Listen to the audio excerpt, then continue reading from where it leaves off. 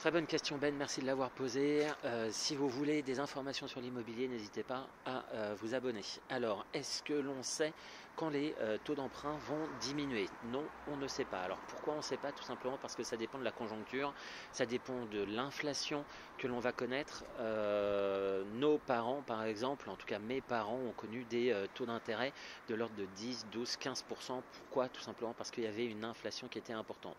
Aujourd'hui, l'inflation est importante, les taux d'intérêt vont augmenter. Moi, à mon sens, ça ne va pas augmenter à plus de 5-6%, c'est-à-dire le niveau qu'on a connu en 2007.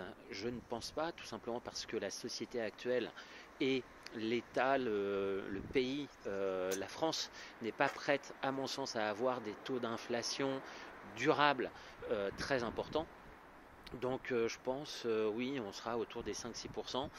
Maintenant, quand à titre personnel, et ça n'engage que moi, je pense qu'on atteindra les 5-6% début d'année prochaine, milieu d'année prochaine.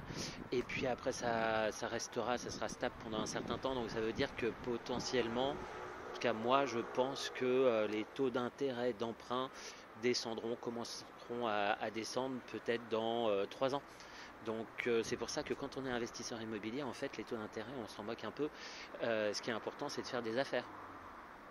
Exemple, bon bah voilà, hein, on achète 100 000 euros un bien immobilier. L'intérêt, en tout cas la première année, les intérêts vont être à peu près de 2 000 euros. Si on a un taux d'intérêt à 2%, si c'est à 3%, ça sera 3 000. Est-ce que ça remet en cause un projet immobilier quand on a des rentas de 9, 10, 11%? Non. Donc, ce qui est important, c'est pas les taux d'intérêt.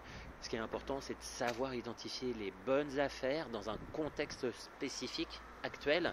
Et aujourd'hui, c'est ça le plus compliqué, c'est pas les taux d'intérêt, c'est qu'il y a des contraintes réglementaires, que ce soit au niveau des DPE, que ce soit au niveau de l'accessibilité à l'emprunt. C'est-à-dire que même si tu veux acheter, il y a beaucoup de difficultés à avoir ce financement-là. C'est ça qui pose problème. C'est pas l'intérêt en soi et le taux d'intérêt d'emprunt, c'est toutes les contraintes qui sont autour pour avoir accès et faire des bonnes affaires.